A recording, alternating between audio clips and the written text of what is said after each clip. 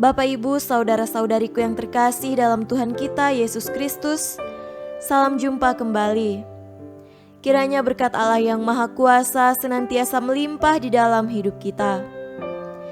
Marilah kita mendengarkan dan merenungkan bacaan-bacaan kitab suci hari Sabtu 11 April 2020. Bacaan pertama dari kitab Kejadian pasal 1 ayat 1 dilanjutkan dengan ayat 26 sampai 31a. Pada mulanya Allah menciptakan langit dan bumi. Berfirmanlah Allah, "Baiklah kita menjadikan manusia menurut gambar dan rupa kita, supaya mereka berkuasa atas ikan-ikan di laut dan burung-burung di udara, dan atas ternak, dan atas seluruh bumi, dan atas segala binatang melata yang merayap di bumi." Maka Allah menciptakan manusia itu menurut gambarnya, menurut gambar Allah diciptakannya dia, laki-laki dan perempuan diciptakannya mereka. Allah memberkati mereka, lalu Allah berfirman kepada mereka, "Beranak cuculah dan bertambah banyak, penuhilah bumi dan taklukkanlah itu, berkuasalah atas ikan-ikan di laut dan burung-burung di udara, dan atas segala binatang yang merayap di bumi." Berfirmanlah Allah, "Lihatlah, aku memberikan kepadamu segala tumbuh-tumbuhan yang berbiji di seluruh bumi, dan segala pohon-pohonan yang buahnya berbiji. Itulah akan menjadi makananmu. Tetapi kepada segala binatang di bumi, dan segala burung di udara, dan segala yang merayap di bumi, yang bernyawa, kuberikan segala tumbuh-tumbuhan hijau menjadi makanannya." Dan jadilah demikian. Maka Allah melihat segala yang dijadikannya itu sungguh amat baik. Demikianlah sabda Tuhan. Syukur kepada Allah. Bacaan kedua dari kitab Keluaran pasal 14 ayat 15 sampai pasal 15 ayat 1. Berfirmanlah Tuhan kepada Musa, "Mengapakah engkau berseru-seru demikian kepadaku? Katakanlah kepada orang Israel supaya mereka berangkat. Dan engkau angkatlah tongkatmu dan ulurkanlah tanganmu ke atas laut, dan belahlah airnya, sehingga orang Israel akan berjalan dari tengah-tengah laut di tempat kering.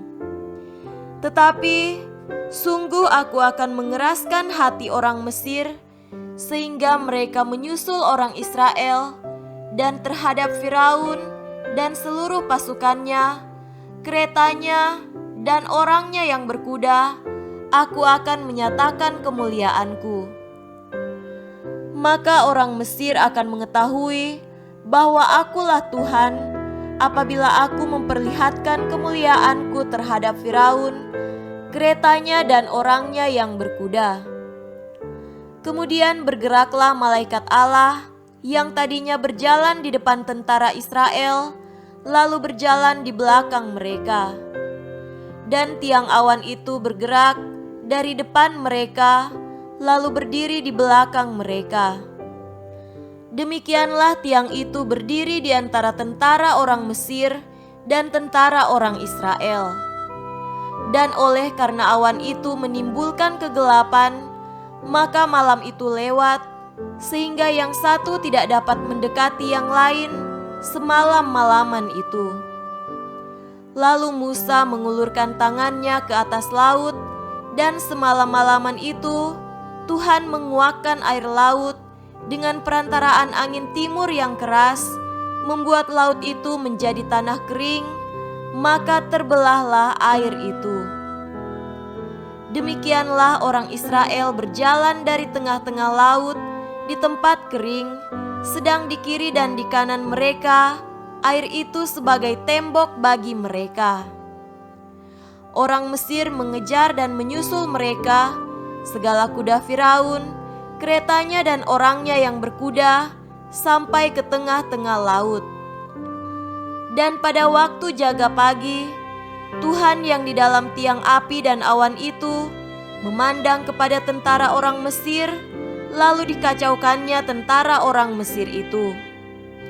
Ia membuat roda keretanya berjalan miring dan maju dengan berat, sehingga orang Mesir berkata, "Marilah kita lari meninggalkan orang Israel, sebab Tuhanlah yang berperang untuk mereka melawan Mesir."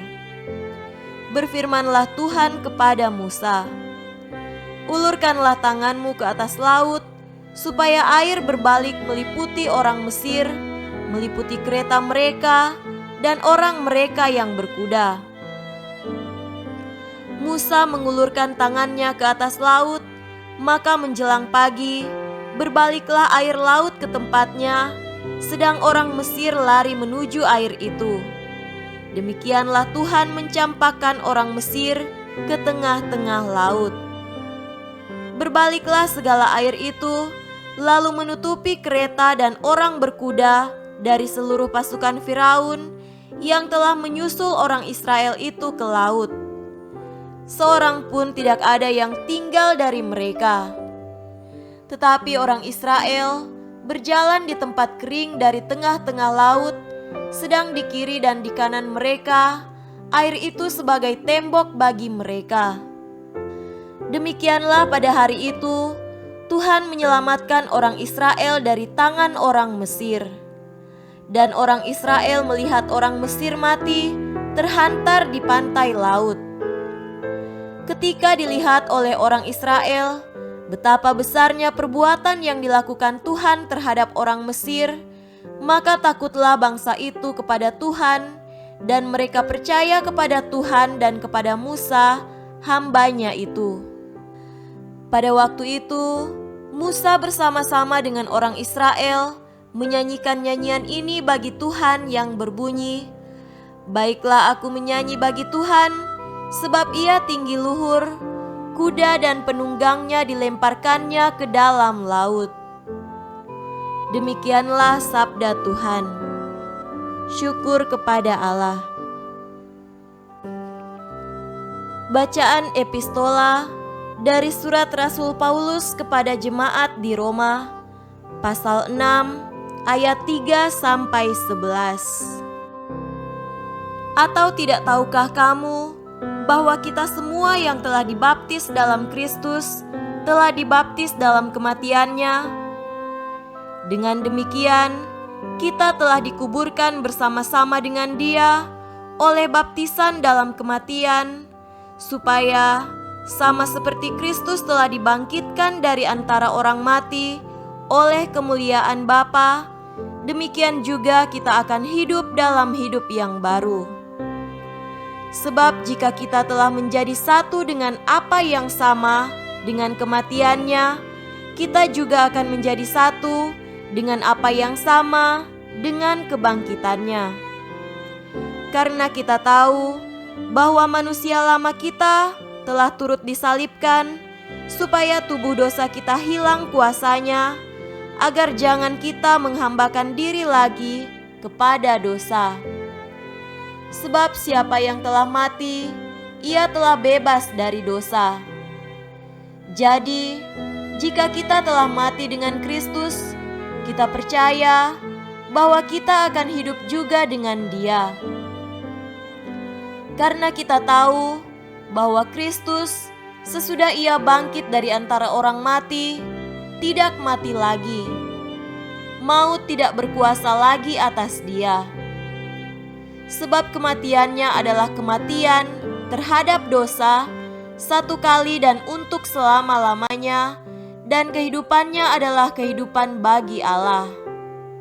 Demikianlah hendaknya kamu memandangnya, bahwa kamu telah mati bagi dosa, tetapi kamu hidup bagi Allah dalam Kristus Yesus. Demikianlah sabda Tuhan. Syukur kepada Allah. Tuhan beserta kita sekarang dan selama-lamanya. Inilah Injil Yesus Kristus menurut Matius. Dimuliakanlah Tuhan. Injil Matius pasal 28 ayat 1 sampai 10. Setelah hari Sabat lewat, menjelang menyingsingnya fajar pada hari pertama minggu itu, pergilah Maria Magdalena dan Maria yang lain menengok kubur itu. Maka terjadilah gempa bumi yang hebat, sebab seorang malaikat Tuhan turun dari langit dan datang ke batu itu dan menggulingkannya lalu duduk di atasnya. Wajahnya bagaikan kilat dan pakaiannya putih bagaikan salju. Dan penjaga-penjaga itu gentar ketakutan dan menjadi seperti orang-orang mati. Akan tetapi malaikat itu berkata kepada perempuan-perempuan itu, "Janganlah kamu takut, sebab aku tahu kamu mencari Yesus yang disalibkan itu. Ia tidak ada di sini, sebab ia telah bangkit, sama seperti yang telah dikatakannya. Mari, lihatlah tempat ia berbaring. Dan segeralah pergi dan katakanlah kepada murid-muridnya bahwa ia telah bangkit dari antara orang mati. Ia mendahului kamu ke Galilea. Di sana kamu akan melihat dia. Sesungguhnya aku telah mengatakannya kepadamu." Mereka segera pergi dari kubur itu dengan takut dan dengan sukacita yang besar dan berlari cepat-cepat untuk memberitahukannya kepada murid-murid Yesus. Tiba-tiba Yesus berjumpa dengan mereka dan berkata, "Salam bagimu." Mereka mendekatinya dan memeluk kakinya serta menyembahnya. Maka kata Yesus kepada mereka, "Jangan takut, pergi dan katakanlah kepada saudara-saudaraku supaya mereka pergi ke Galilea, dan di sanalah mereka akan melihat aku." Demikianlah Injil Tuhan. Terpujilah Kristus. Saudara-saudariku yang terkasih dalam Tuhan kita Yesus Kristus, tema renungan pada hari ini adalah iman akan kebangkitan. Iman, satu kata yang sederhana namun penuh daya. Dengan iman, kebangkitan Yesus yang terjadi 2000 tahun yang lalu masih dirayakan dengan meriah oleh umat Kristiani hingga saat ini. Sekarang pun kita masuk dalam perayaan mulia ini, yaitu Sabtu Suci. Saudaraku, Maria Magdalena bersama Maria yang lain adalah kedua pribadi yang pertama kali mengetahui kabar kebangkitan Kristus. Menarik bahwa bukanlah para murid yang terlebih dahulu merasakan kebangkitan Kristus. Mengapa? Karena mereka kehilangan pengharapan akan Yesus. Ketika melihat Yesus tergantung di atas kayu salib dan wafat, segala impian serta harapan mereka untuk mendampingi Mesias politik, yakni membebaskan bangsa Israel dari perbudakan Romawi, menjadi sirna. Dalam situasi ini, para murid sungguh-sungguh kehilangan iman mereka akan sabda Yesus, yaitu pada hari ketiga, "Aku akan bangkit." Hal ini berbanding terbalik dengan Maria Magdalena.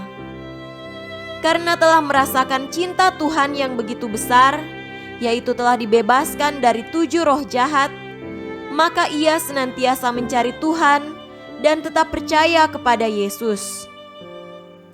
Usahanya dalam mencari Yesus karena iman serta kasihnya terhadap Tuhan membuahkan hasil.